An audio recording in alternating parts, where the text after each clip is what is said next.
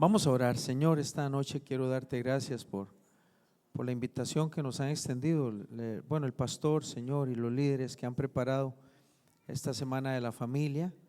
Y queremos, Señor, que hoy sea también de mucho provecho, como lo fue la noche de antier, y anoche también, Señor.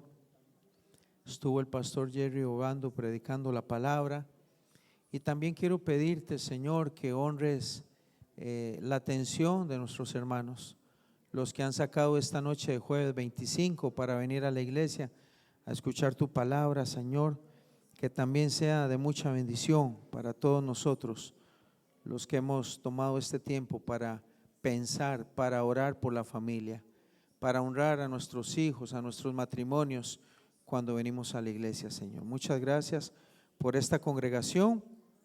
Gracias por los pastores, los líderes de esta iglesia. Sígueles bendiciendo de forma especial en el nombre de Jesús. Amén y amén. Amén. Bueno, no tengo un pasaje para iniciar, pero sí quisiera compartir con ustedes desde el inicio cómo ha sido la idea del diseño de Dios para la familia. La Biblia desde el puro principio nos enseña cómo debe ser un diseño de familia. Nosotros no podemos entender lo que significa la familia si lo hacemos desde las ideas o desde un mundo que está caído. Es muy difícil que podamos definir qué es familia, porque el mundo está trastornado, el mundo está lleno de locura. El mundo ni siquiera tiene claro ahora qué es familia.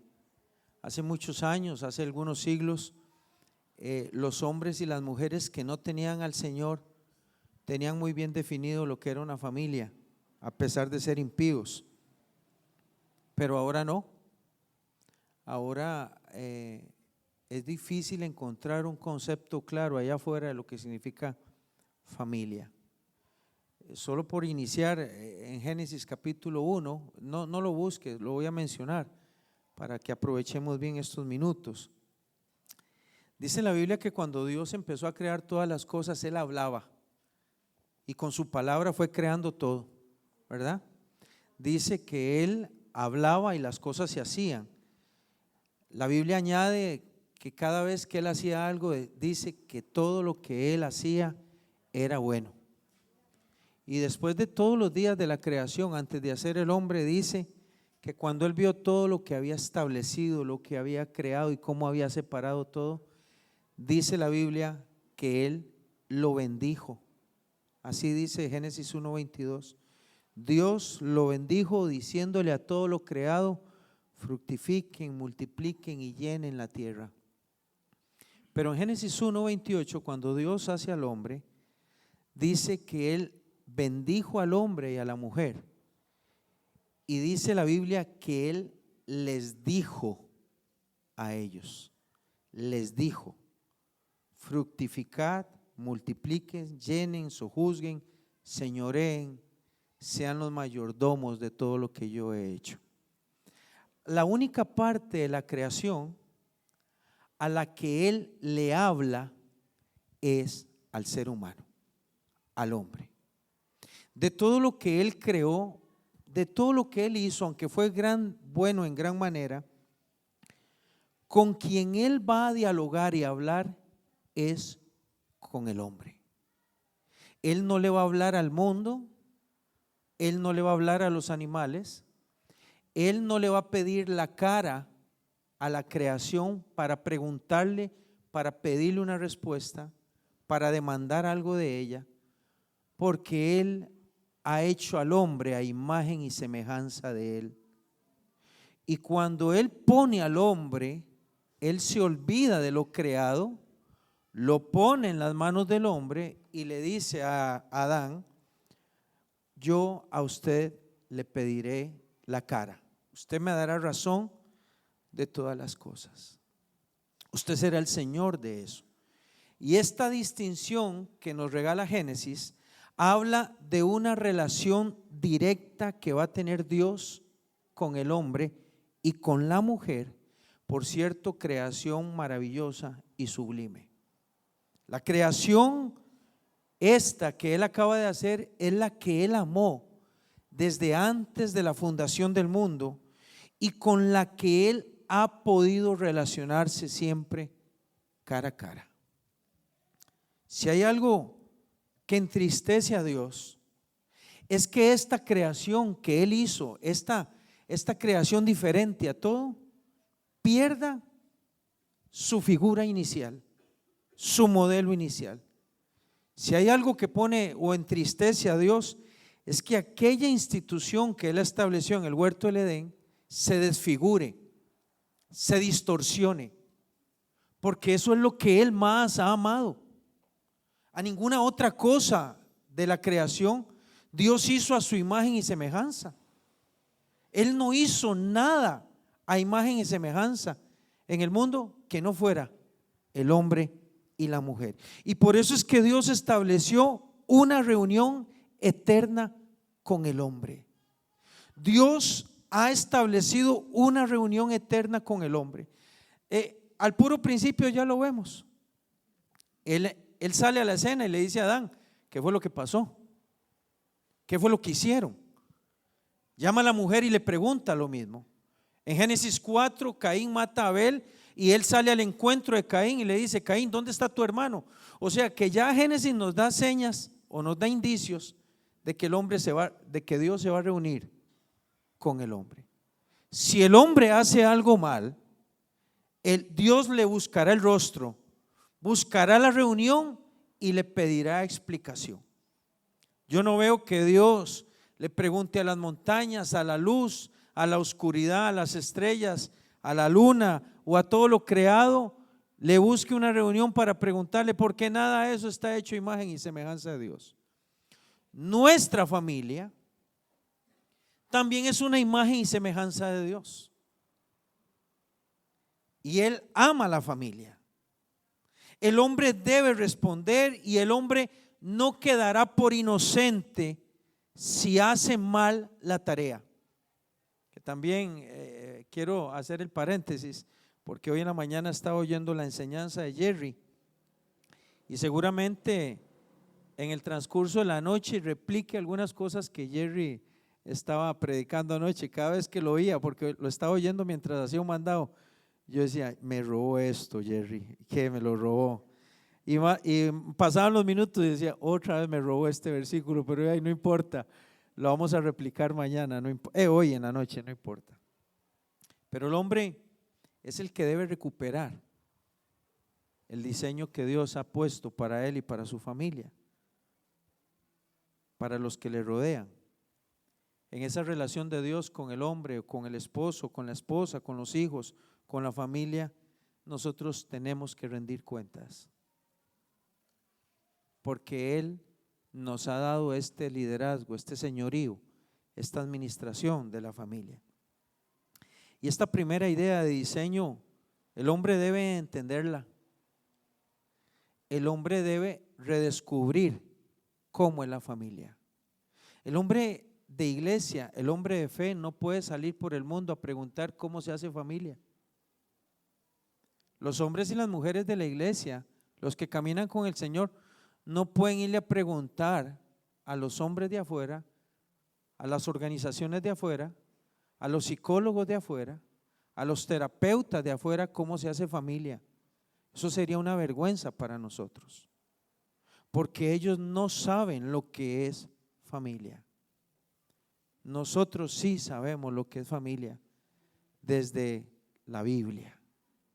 Y es por eso que Él debe buscar y redescubrir. ¿Por qué la gente de afuera no puede darnos conceptos claros de familia?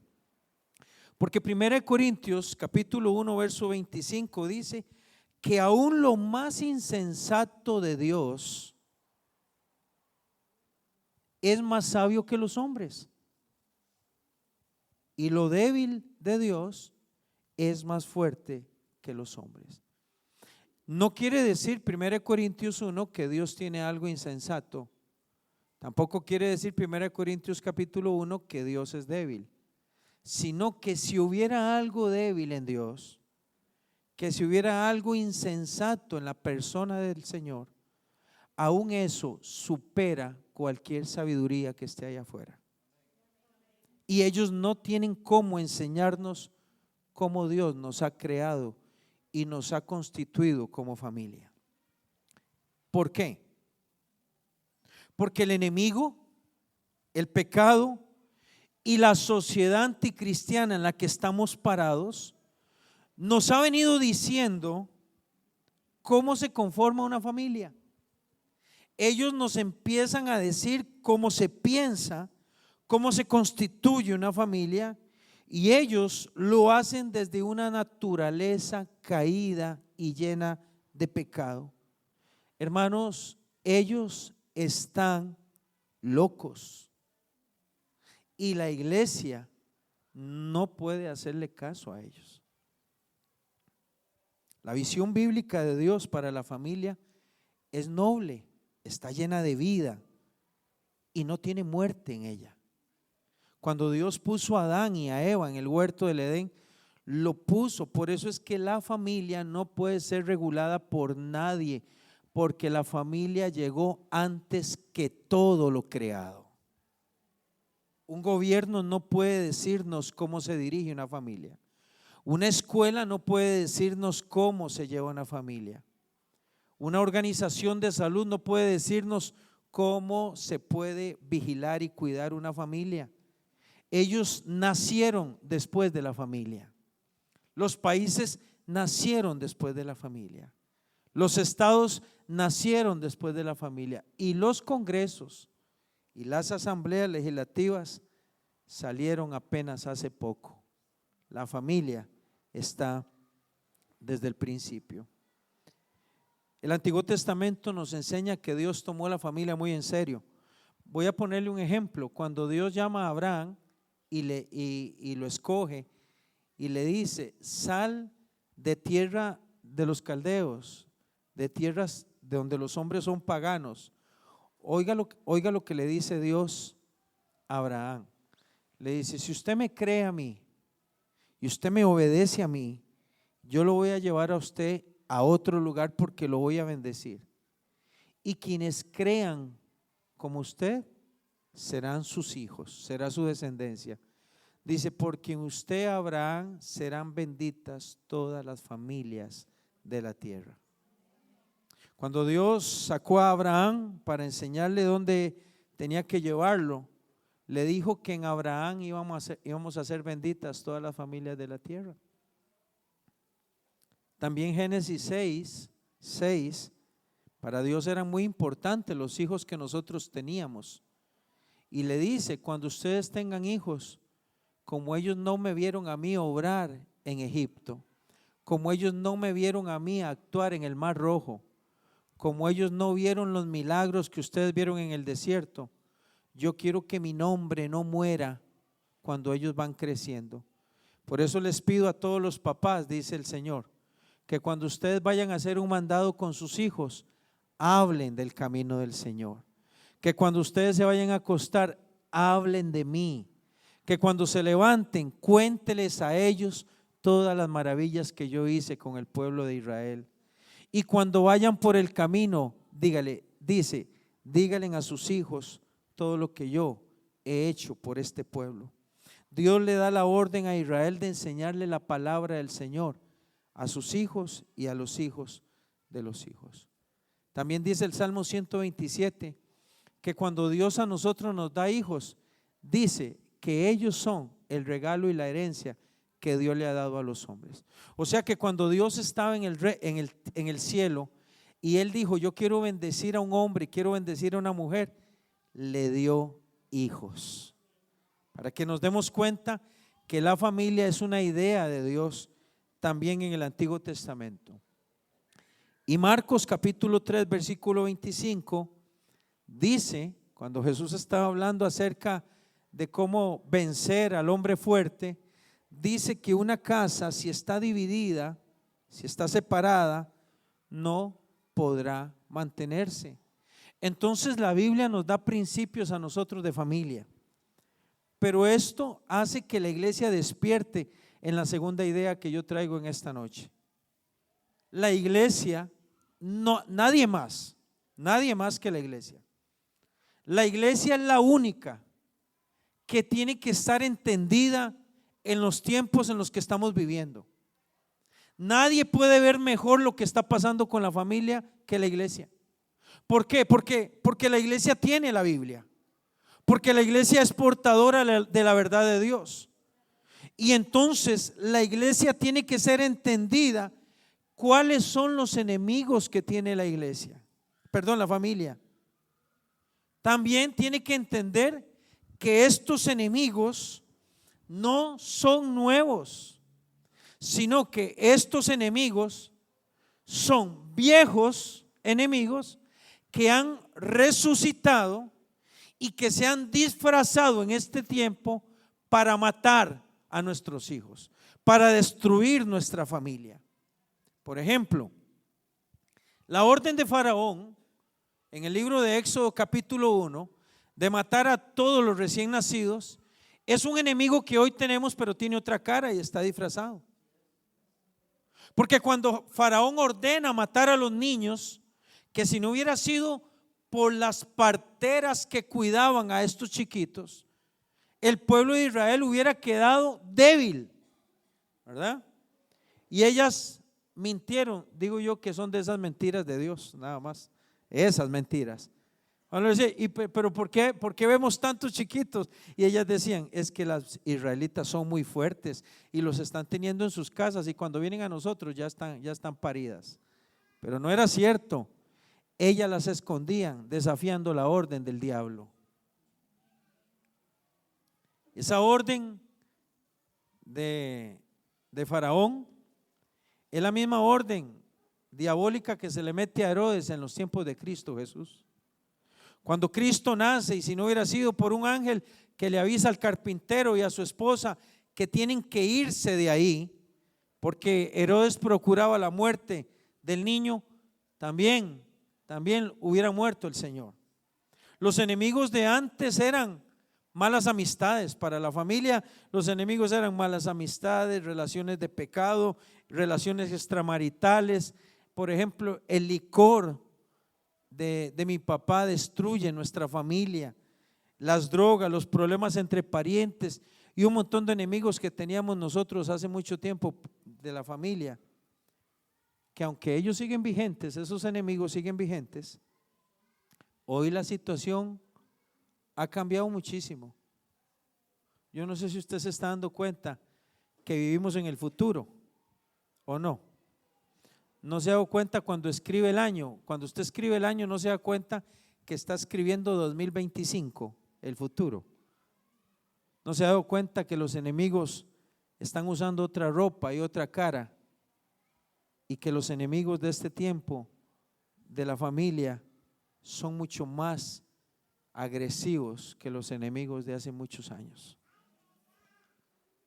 Ahora el enemigo no tiene necesidad ni siquiera de disfrazarse. Y él ya no lo necesita disfrazarse, porque ahora su ataque ha sido directo y usa las políticas, usa los gobiernos, usa las organizaciones para poder atacar nuestras familias. El sistema inducido por el diablo odia el núcleo que nosotros tenemos como familia, odia a la familia. En enero de este año, empezando el año, murió una señora que se llama Cecil Richard. Ella era la presidente encargada de una organización que se llama Planned Parenthood, una federación en los Estados Unidos. Y ella fue presidente de esta organización desde el 2006 hasta el 2018. Ella en este mes de enero pasado murió un cáncer cerebral agresivo.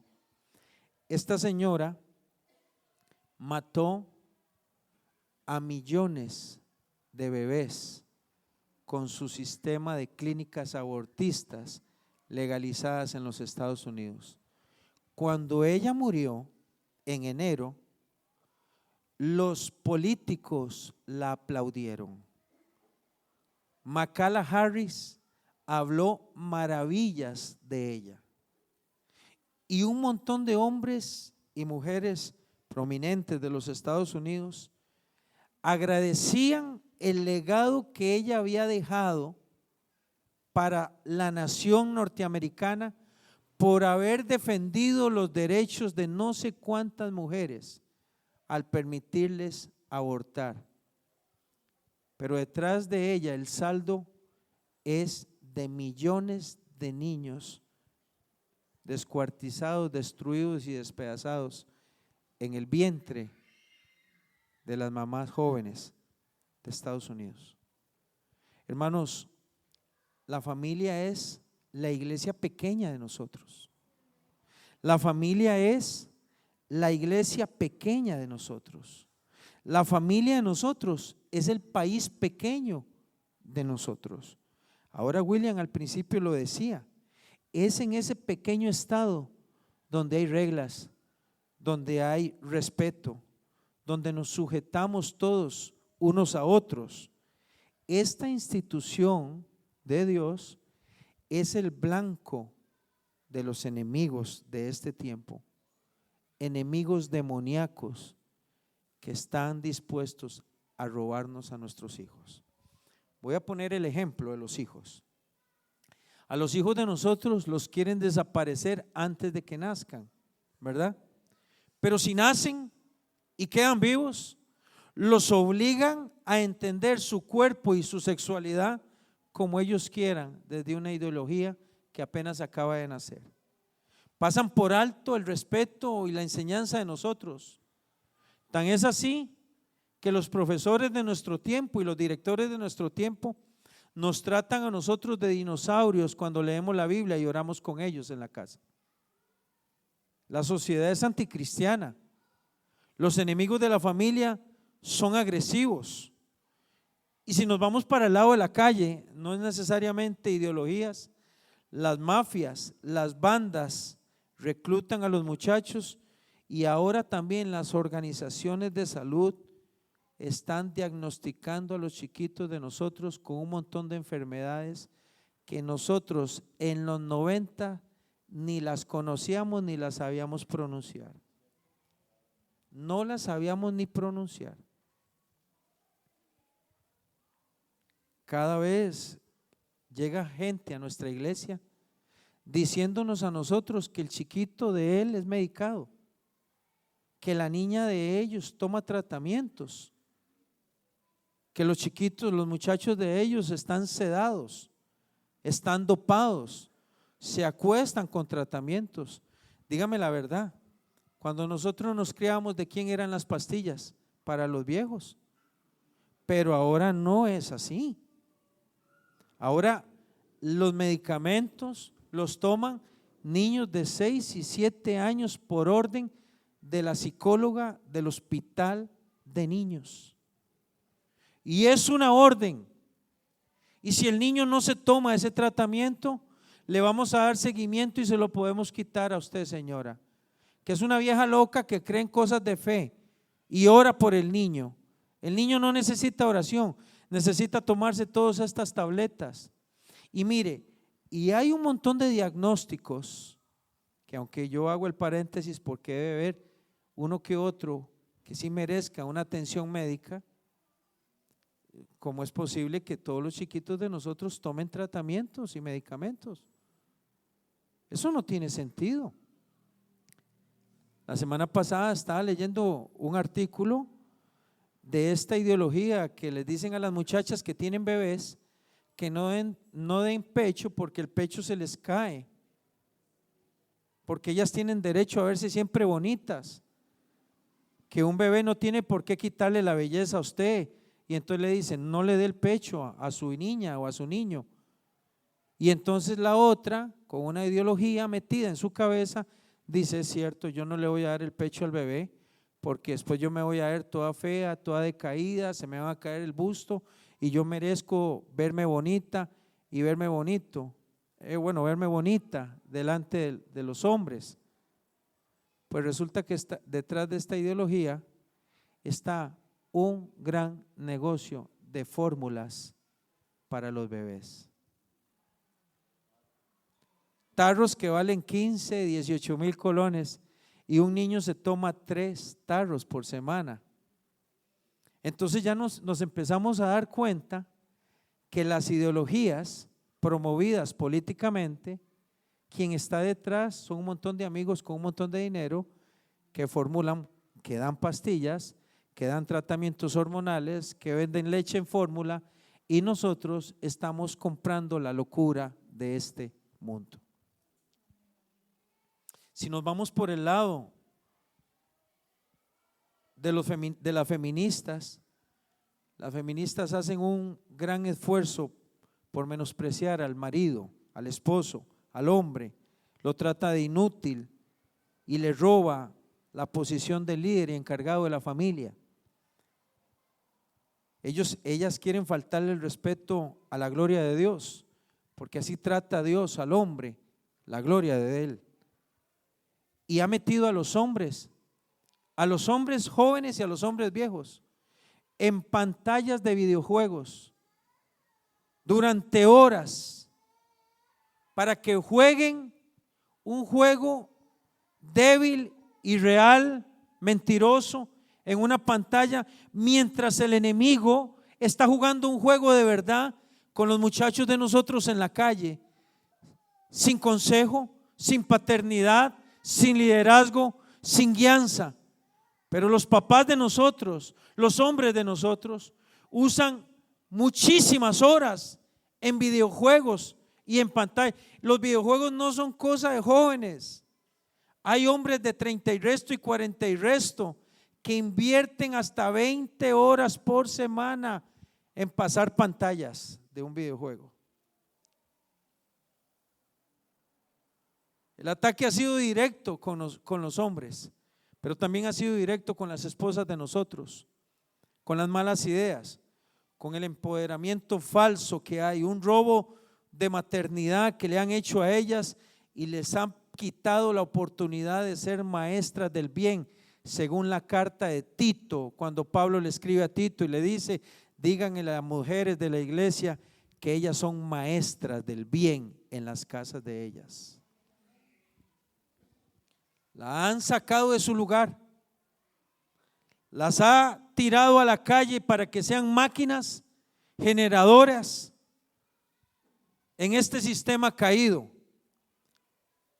Y hablamos con cuidado porque no todas las mujeres que trabajan afuera son así. Por alguna razón están ahí también.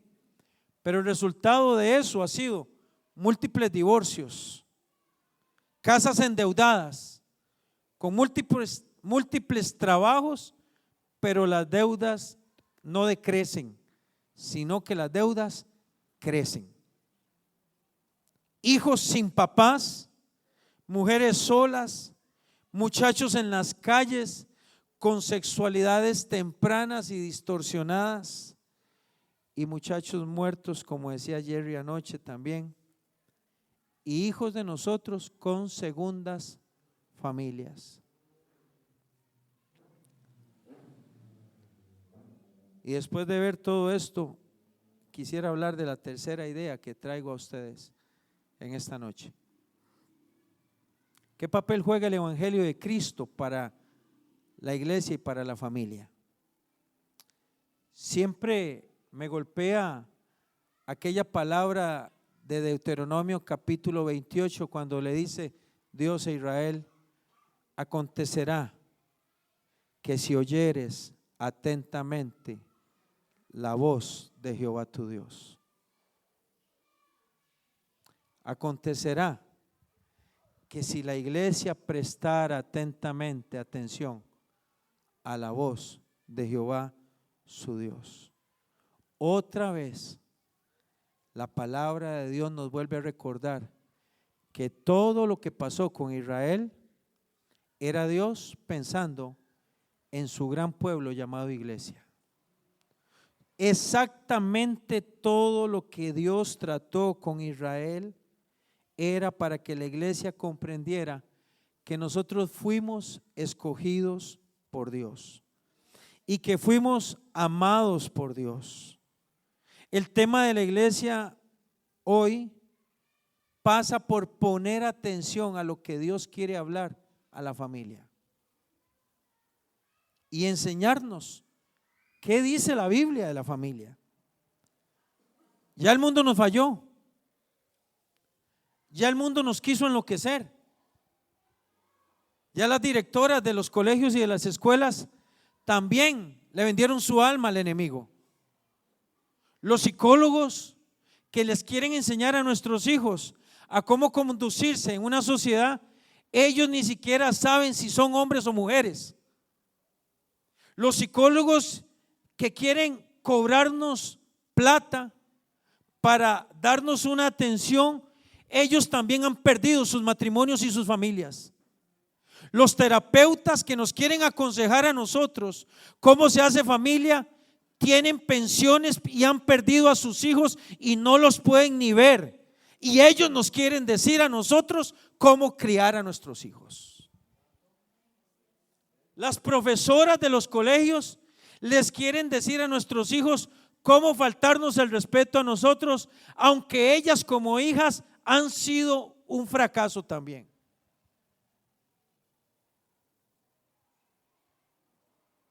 Y entonces, el Evangelio de Cristo, la palabra de Dios, viene a salvarnos. La Biblia viene a rescatarnos a nosotros. La Biblia viene a recordarnos que ella tiene mucho que decir y, por cierto, tiene la verdad de la familia. Dios es santo. Su palabra es santa. Primera de Pedro capítulo 1 dice que el hombre es como la hierba y la gloria del hombre es como la flor de la hierba. Dice, la hierba se seca, la flor se cae, pero la palabra de Dios permanece para siempre. Y dice Pedro, y esta es la palabra que por el evangelio de ustedes es predicado y enseñado a la iglesia. Yo me puedo tapar los oídos al mundo y abrirle los oídos a la Biblia y estaría en lugar seguro. Estaría en el lugar seguro. Usar la figura de aquellos chiquitos en Gosén. No sé por qué un día estos estaba pensando en eso, si no hay mucho que sacar en la Biblia de los hijos de los israelitas en Gosén. Pero si yo me imagino a todas las aldeas de Israel acampando en Gosén, en tierra de Egipto, yo me imagino que esos chiquitos querían ver la gloria de Egipto como un lugar alcanzable. Ver los tesoros de Egipto, la riqueza de Egipto, la forma de Egipto, el modelo de Egipto, la sociedad de Egipto, la brillantez del imperio egipcio. Y no sé cuántos chiquitos de los israelitas creían que la grandeza de este mundo estaba en la ciudad del faraón. Esos chiquitos decían, ¿cómo me gustaría, seguro, cuando yo crezca, pertenecer a las élites de ese imperio que brilla, que tiene un resplandor, ¿verdad? A la cual Hebreos también capítulo 11 dice que Moisés renunció. Dice que él rehusó a llamarse hijo de la hija del faraón y rechazó todos los tesoros y las riquezas de Egipto por abrazar el vituperio de Cristo. Pero si esos chiquitos anhelaban algo de Egipto, aparece Dios salvándolos. Aparece Dios usando a Moisés y decirle, los voy a sacar de aquí porque esto no es lo más grande que los niños pueden tener. Hay algo más grande. Y yo quiero que me escuchen todos los papás en esta noche y todas las mamás que han venido estos 3 días de la familia. Los hijos de nosotros deben ver la gloria de Dios y no la gloria falsa de ese mundo que está allá afuera. De nuevo Dios le dice al hombre, deme la cara y recupere la idea primera de creación y familia que yo les di a ustedes en el huerto del Edén. Y Dios llama al hombre y le dice, quiero que me responda, quiero que vuelva a ver a su creador, quiero que vuelva a ver a Dios, porque cada vez que el hombre se humilló delante de Dios, le fue bien porque Dios los bendijo. Cada vez que un hombre, que una mujer en la Biblia se humillaba, Dios lo bendecía. Aquella prefigura del Antiguo Testamento nos iba a regalar la grandeza que la familia necesitaba, y era la persona de nuestro Señor y Salvador Jesucristo. Ese Cristo que nos hace ver con mayor claridad cómo debemos cuidar nosotros, hermanos, nuestras familias. ¿Quiere que le diga algo? Jesús amó a las familias. Y le voy a decir por qué. Porque Él era parte de una familia. Jesús amó las familias. En Mateo capítulo 2, verso 13, Mateo 2, 13, dice que cuando ellos huyeron porque Herodes les perseguía, el papá y la mamá andaban cuidando a ese chiquito. La idea de familia es una idea de Dios, no es una idea del mundo. La mayoría de las personas, los líderes mundiales, los psicólogos, los maestros, nos quieren hablar de familia, y aunque muchas veces usan su profesión bien y tengan verdades que aplican a la familia, muchos de ellos han fracasado en su propia familia. Jesús también dijo en Lucas 18, 16, dejen que los niños vengan a mí y no se los impida, porque de ellos es el reino de los cielos. Dios y su palabra tienen mucho que decirnos a nosotros como familia. Mateo capítulo 7, y ese sí quiero que lo busque. Mateo capítulo 7.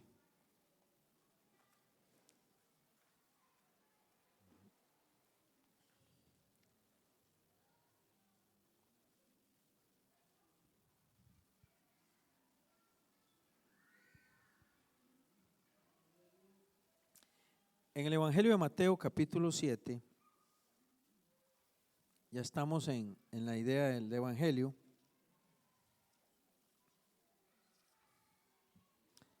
En Mateo capítulo 7, versículo 24 dice, me dicen amén cuando lo encuentran, ¿sí? Ok, está en la pantalla, ¿sí? Mateo capítulo 7, 24 dice, cualquiera pues que me oye estas palabras y las hace, le compararé con un hombre prudente que edificó su casa sobre la roca. Descendió lluvia y vinieron ríos y soplaron vientos y golpearon contra aquella casa, y la casa no cayó, porque estaba fundamentada sobre la roca. Pero cualquiera que me oye estas palabras y no las hace, le voy a comparar con un hombre necio, insensato, que edificó su casa sobre la arena, y descendió lluvia y vinieron ríos y soplaron vientos y dieron con ímpetu contra aquella casa, y cayó, y fue grande su ruina. Y cuando terminó Jesús estas palabras, la gente se admiraba de su doctrina, porque les enseñaba como quien tiene autoridad y no como los escribas. El Nuevo Testamento nos da mucha luz y también nos da mucha palabra de cómo nosotros podemos permanecer en Cristo con nuestra familia. Ella nos enseña que nos debemos de someter unos a otros en el temor del Señor, como creo Héctor lo mencionó el martes pasado. También ella nos dice que los hombres debíamos de cuidar la tarea que se nos encargó de amar a nuestras esposas. Y también ella le dice a las mujeres cómo ser damas respetuosas, mujeres de Dios, maestras de sus casas. A sus hijos les enseña a respetar y a honrar a sus papás. Y esta fórmula bíblica no va a fallar, porque es la forma de Dios desde el principio, en un sistema que no ha querido reconocer a Dios por ninguna parte.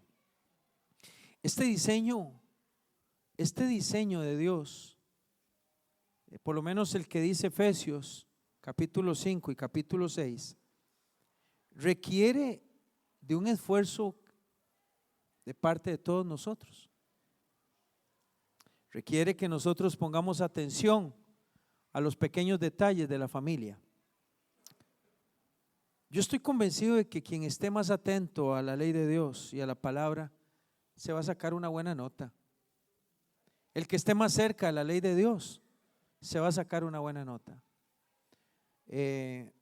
Los hombres más atentos a la palabra de Dios, las mujeres más sabias apegadas al consejo de la palabra de Dios, yo creo que su porcentaje va a ser mayor cuando empiecen a ver la bendición que Dios tiene para la casa de ellos. Yo no debo hablar de mí, ni ningún predicador debe hablar de sí mismo, pero le voy a decir algo: tener una familia es trabajo duro. Tener hijos es trabajo serio. Tener un matrimonio también es cosa seria. Requiere llamar, asomarse al cuarto del hijo y decirle: necesito que hablemos un momentito. Es ir al cuarto de la otra chiquilla y decir: necesito que me explique algo que pasó hoy. Por eso digo que tener familia requiere trabajo. Si nos vamos para el cuarto del matrimonio, también hay muchas otras cosas que hay que estar hablando y arreglando. Es llamar, es reunir, volver a hablar, volver a advertir, vigilar, atender, volverse a acordar de algo, llamar la atención a algo, usar la palabra, orar, pedir perdón, otra vez advertir, otra vez cuidar, otra vez llamar, otra vez el otro año que sigue volverse a reunir. Y es que todas las fases de la familia son tan diferentes, pero en todas las fases hay desafíos que atender. Cuando están pequeños parece fácil, pero requiere atención. Cuando están en la escuela parece también un poquito más fácil, pero ya empieza uno a atender otras cosas pertinentes a la fase. Cuando viene la adolescencia, es otra vez el papá, es llamar, es estar vigilante. Como en algún momento también nosotros enseñamos aquí en la iglesia de cómo ser vigilantes de nuestras casas. Los vigilantes no son personas necias, tercas, majaderas, que siempre están reclamando todo en la casa y trayendo conflicto y problema. No, eso no es vigilante. Vigilante es que el hombre lee bien lo que está pasando en la casa. La mujer hace una buena lectura de lo que está pasando en la casa. Y si estamos llenos del Espíritu de Dios, pues con mucho más razón debe hacerse fácil la tarea para discernir lo que está pasando, para entender los mensajes del celular, para ver las conductas cuando cambian, para ver lo que Dios me está enseñando con el muchacho, para entender lo que está pasando con mi esposa. Si hay algo triste que tienen las familias cristianas es que no son buenos lectores de lo que está sucediendo alrededor. Y hasta que nos golpeamos, nos damos cuenta, empezamos a llorar y pedimos consejo. Pero a veces me pregunto, ¿cuántas veces Dios quiso advertirnos también de algo? ¿Cuántas veces Dios empezó a enseñarnos algo? Hermanos, aprendamos a agradecer también. Cuando nuestros líderes y pastores hacen el esfuerzo de tener este tipo de actividades, y seamos sensibles a las semanas de la familia, seamos atentos a los tiempos de oración, escuchemos bien cuando hay una convocatoria en nuestra iglesia y agradezcamos los pastores que tenemos que se preocupan por las familias. Honremos el trabajo de ellos y hagamos presente cuando tenemos que venir a hacernos presentes. La casa de Dios no solamente para mí fue un refugio. La casa de Dios para mí, para mi esposa y para mis hijas terminó siendo un lugar de salvación. Fue en la casa de Dios donde aprendí a hablarles a ellas. Fue en la casa de Dios donde aprendí a dirigirme a mi esposa. Fue en los congresos de familia donde rectifiqué cosas que estaban mal. Fue en los congresos de familia donde puse atención a la palabra y me dio tiempo a hacer un cambio en el hogar. Fue en el consejo pastoral, en el consejo del predicador invitado, en el pasillo donde me quedé hablando, en la célula, en las reuniones bíblicas, en los tiempos de oración. Cuando yo en medio de una oración y pidiendo sabiduría, el Señor me llevó a tomar una decisión con una hija, con mi esposa, con un tema económico, un tema de familia. Esa sensibilidad la iglesia no puede perderla. Tenemos que reconocer que en la iglesia, en el camino del Señor y en este tipo de congresos, es Dios tirándonos salvavidas a nosotros para que nuestro hogar no se ahogue en un sistema que es anticristiano. Hace como 5 años a alguien escuché predicar acerca del Salmo 84, ni me acuerdo, no sé si fue presencial, fue en la radio, no me acuerdo, pero alguien estaba leyendo el Salmo 84 y dijo, empezando el Salmo, dijo: en la casa de Dios la golondrina encontró un lugar para poner a sus polluelos. Y él dijo, el pastor o el predicador dijo: ¿cuántos llevaron a sus polluelos cuando nacieron a la casa del Señor? Y yo levanté la mano, si fue presencial ya ni me acuerdo, ¿eh? Y levanté la mano y me acordé de mis hijas cuando nacieron, cuando las presenté, cuando corrían en la iglesia, cuando andaban subidas en la moto y en el carro, como aquellos cultos, congresos, actividades, reuniones de oración, cultos, actividades evangelísticas fueron el arca de Noé para toda mi familia. Cómo este lugar se volvió el lugar donde no solamente fui enseñado como hombre, sino que mi esposa fue enseñada como mujer. Y donde mis polluelos, en este caso mis polluelas, siendo niñas, crecieron en la casa de Dios. Y encontraron refugio, encontraron palabra, encontraron exhortación, educación, salvación, santidad, para que cuando estuvieran afuera toda nuestra familia pudiera responder.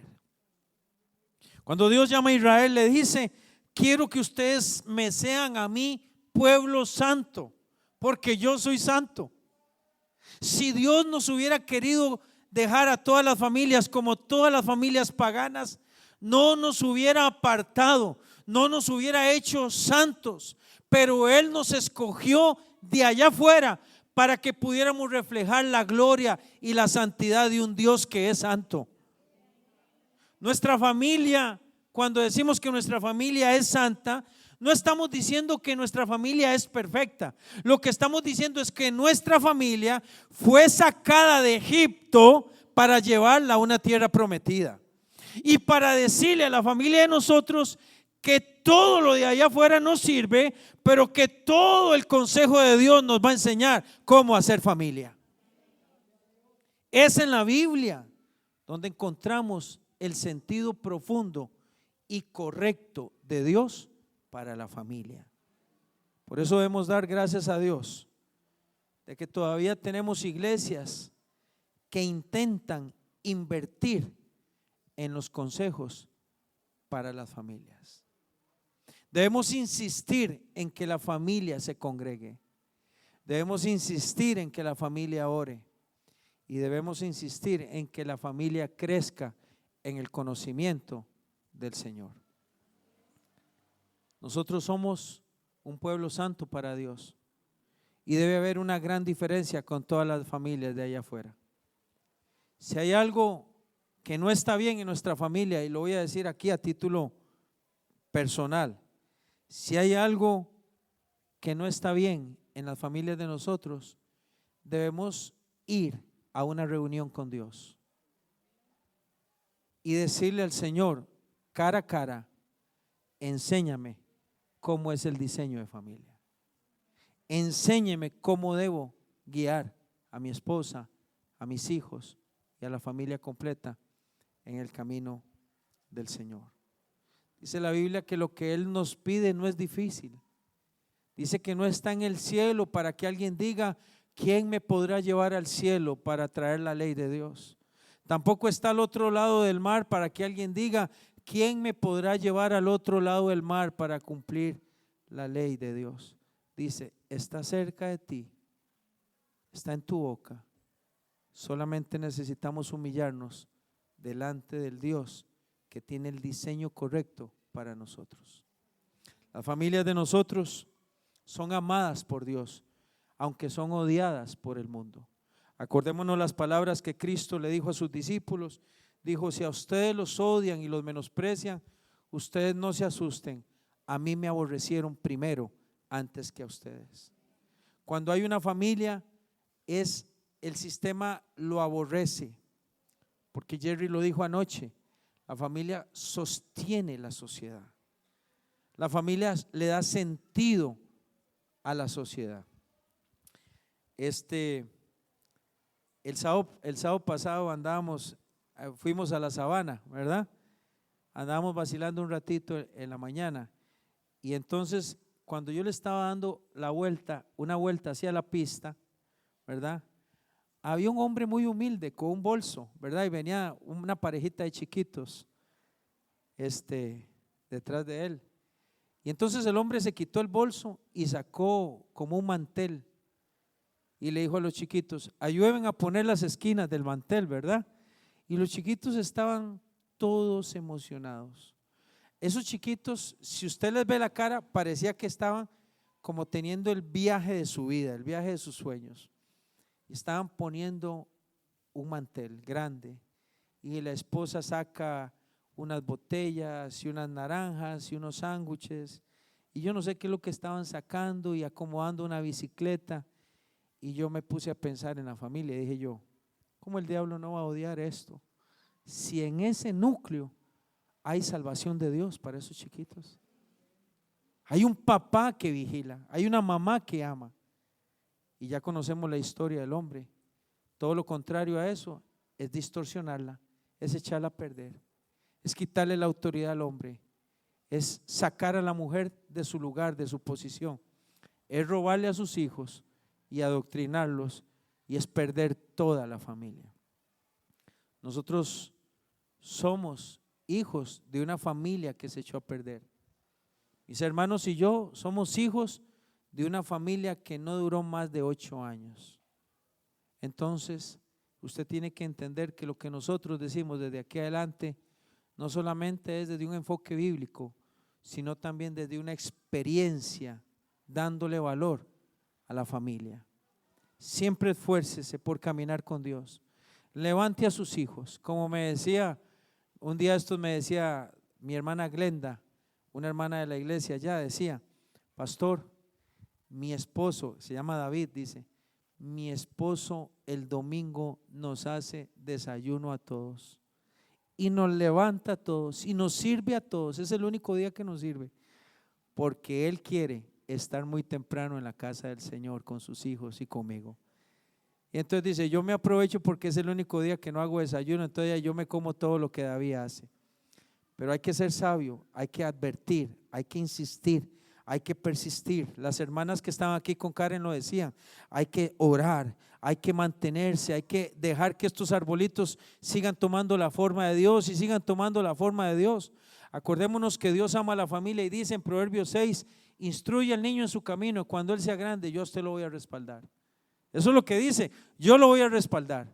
Todo lo que usted le enseñó a su hijo, cuando él crezca yo lo voy a respaldar. Yo soy un hijo que se apartó a los 15 años, pero que a los 21 ya no aguantó la palabra enseñada por una mamá joven. Así es que insistamos con nuestra familia, exhortemos a nuestra familia, advirtamos, pidamos perdón, recordemos, llamemos al cuarto, cerremos la puerta, amonestemos a nuestra hija, hablemos con nuestra esposa, volvamos a pedir perdón, insistamos en los devocionales, no perdamos de vista la idea de Dios. No la desechemos, la idea de Dios. La Biblia tiene mucho que decirnos y el mundo nada que enseñarnos. ¿Dicen amén a eso? Póngase de pie y oramos en esta noche. Señor, quiero darte gracias por esta noche. Quiero levantar mis manos, Señor, por todas las iglesias, todas las familias que están en este lugar aquí, Señor. Yo quiero pedirte en el nombre de Jesús que tu palabra respalde el compromiso que cada familia tiene caminando con Dios. Yo quiero pedirte que llenes de sabiduría a todos los hombres que están aquí, que les enseñes a ellos a echarse ciertos problemitas en la casa como buenos vigilantes, que amonesten, que llamen a su hija, que llamen a su hijo otra vez, que los reúna, que los exhorte, que les hable la palabra de Dios, que le diga que lo está vigilando, que está orando por él, que no está bien eso que están haciendo, que también le diga que está bien lo que están haciendo. Que hombres y mujeres sepan usar la palabra en su casa. Que hombres y mujeres de aquí, Señor, sepan orar en sus casas. Que hombres y mujeres de Dios sepan pedir perdón en sus casas también. Que hombres y mujeres de Dios sepan advertir en sus casas. Que sean hombres vigilantes, mujeres vigilantes, mujeres sabias que hacen una buena lectura de lo que está pasando en su casa. Hombres inteligentes, llenos de conocimiento bíblico, que pongan en su lugar las situaciones que se tienden a salir. Dice tu palabra en el libro de Hebreos, para que lo torcido, para que lo que cojo no se salga del camino, sino que sea enderezado. Hombres, digan conmigo esta noche: enséñame con autoridad a hablarle a mis hijas, a hablarle a mis hijos. Mujeres, digan conmigo en esta noche: dame sabiduría para que cada vez que yo abra mi boca pueda hallar gracia en quienes oyen mi palabra. Hijos, digan conmigo en esta noche: enséñame a tener reverencia y respeto por mis papás, Señor. Enséñame a tener respeto por ellos. Hombres y mujeres, levanten sus manos y digan: tu palabra es verdad, Señor. Tu diseño es verdad, Señor.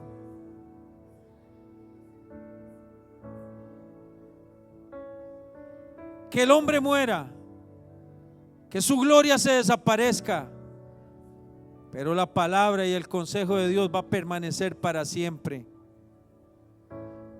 Que tu palabra sea la guía de mi casa.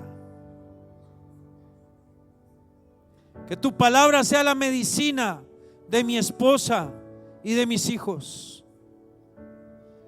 Que tu palabra sea la que enderezca aquello que se está torciendo, Señor.